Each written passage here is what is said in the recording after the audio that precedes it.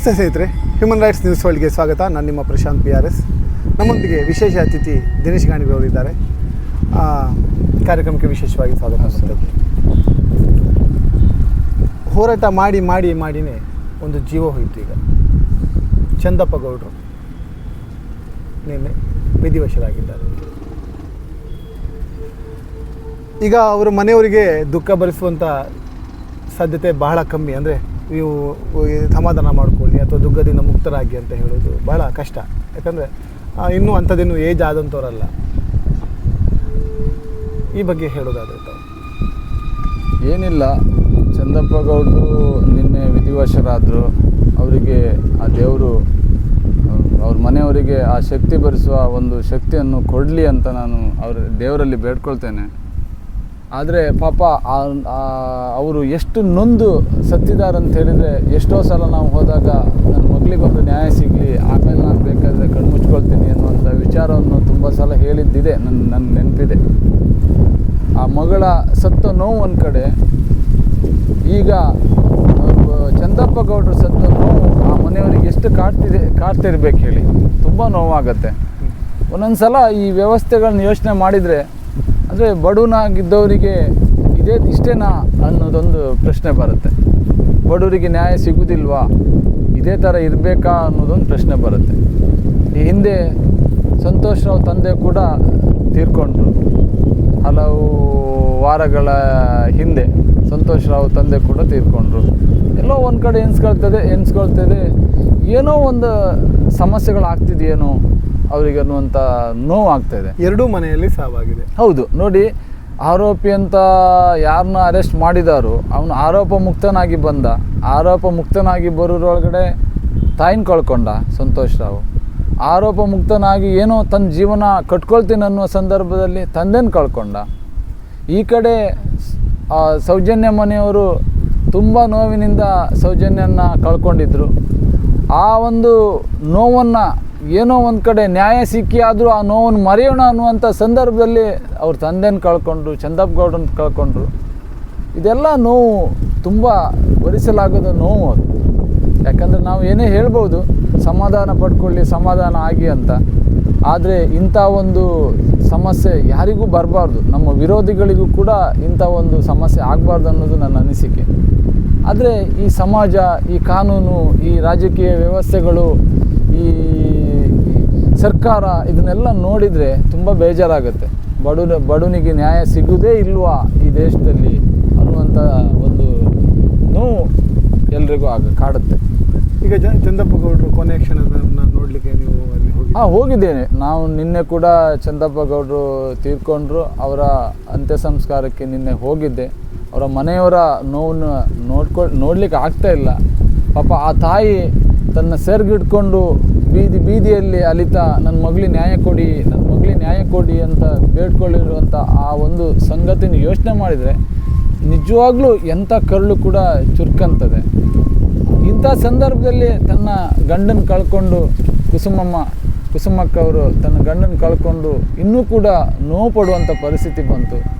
ಆ ದೇವರು ಯಾಕೆ ಈ ಥರ ಅವರ ಒಂದು ಕುಟುಂಬಕ್ಕೆ ಮಾಡ್ತಿದ್ದಾನೋ ಅರ್ಥ ಆಗ್ತಾಯಿಲ್ಲ.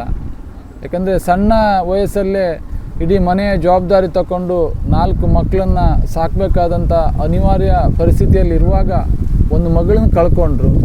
ಅದನ್ನೆಲ್ಲ ಏನು ದೇವರು ಅವರಿಗೆ ಆ ಶಕ್ತಿ, ಅಂದರೆ ನೋವನ್ನು ಭರಿಸುವಂಥ ಶಕ್ತಿ ಕೊಡ್ತಾನನ್ನುವ ನ್ಯಾಯ ಸಿಗುವ ಹಂತದಲ್ಲಿರುವಾಗ ಇವರು ಕೂಡ ತೀರ್ಕೊಂಡ್ರು. ಚಂದಪ್ಪ ಗೌಡರು ಕೂಡ ತೀರ್ಕೊಂಡ್ರು. ಭಾಳ ನೋವಿನ ಸಂಗತಿ. ನಾವಿನ್ನೂ ಜಾಸ್ತಿ ಏನು ಮಾತಾಡಲಿಕ್ಕೆ ಆಗೋದಿಲ್ಲ. ನಾವು ಇವತ್ತು ಗಣಪತಿ ದೇವರ ಸನ್ನಿಧಾನದಲ್ಲಿ ಇದ್ದೇವೆ. ಆ ದೇವರಲ್ಲಿ, ಎಲ್ಲ ದೇವರಲ್ಲಿ ಬೇಡ್ಕೊಳ್ಳೋದೊಂದೇ, ಆ ಕುಟುಂಬಕ್ಕೆ ಒಳ್ಳೆ ಚೈತನ್ಯ ಕೊಡು, ಶಕ್ತಿ ಕೊಡು, ನೋವಿನ ಭರಿಸುವಂಥ ಶಕ್ತಿ ಕೊಡು ಅಂತ ಕೇಳ್ತೀವಿ. ಆದರೆ ಒಂದಂತೂ ಸತ್ಯ, ಈ ವರ್ಷದ ಕೊನೆಯ ಒಳಗೆ ಸೌಜನ್ಯನ ಹೆಣ್ಮಗಳಿಗೆ ಆಗಿರುವಂಥ ಅನ್ಯಾಯಕ್ಕೆ ನ್ಯಾಯ ಅಂತೂ ಕೊಡಿಸ್ತೀವಿ ಅನ್ನುವಂಥ ಒಂದು ಮಾತನ್ನು ಈ ಸಂದರ್ಭದಲ್ಲಿ ಹೇಳಲಿಕ್ಕೆ ಇಚ್ಛಪಡ್ತೇನೆ. ಈ ಕಾಯಿಲೆಯಿಂದ ಸತ್ತ ಸಾವನ್ನು ಸಹ ಸಂಭ್ರಮಿಸುವುದು ಕಂಡು ಬರ್ತಾ ಇದೆ ಕೆಲವರು ವಿಕೃತಿಗಳು. ಏನು ಮಾಡೋದು ಹೇಳಿ? ಅಲ್ಲ, ಅದು ಅಂದರೆ ಆ ಸಂಭ್ರಮಿಸುವಂಥವರಿಗೂ ಸಹ ಅವರಿಗೆ ಆತ್ಮ ಸಾಕ್ಷಿಗಳಿಲ್ವಾ ಅಥವಾ ಮನಸ್ಸಿನಲ್ಲಿ ಇದಿಲ್ವಾ ಅವರಿಗೆ ಅಂತ ಅವರು ಹಣದ ಮದದಲ್ಲಿರುವವರಿಗೆ, ಅಧಿಕಾರದ ಮದದಲ್ಲಿರುವವರಿಗೆ, ಅವರ ಹಿಂದೆ ಇರುವವರಿಗೆ ಅವರಿಗೆ ಸಾವು ನೋವು ಯಾವುದೂ ಇಲ್ಲ. ಯಾಕಂತ ಹೇಳಿದರೆ ಹಾಗಿದ್ದಿದ್ರೆ ಅವ್ರ ಮನೆಯವರಿಗೆ ಆ ಥರ ನೋವು ಆಗಿದ್ದರೆ ಆ ಸಿಚುವೇಶನ್ ಏನು ಅಂತ ಅರ್ಥ ಆಗ್ತಿತ್ತೇನು.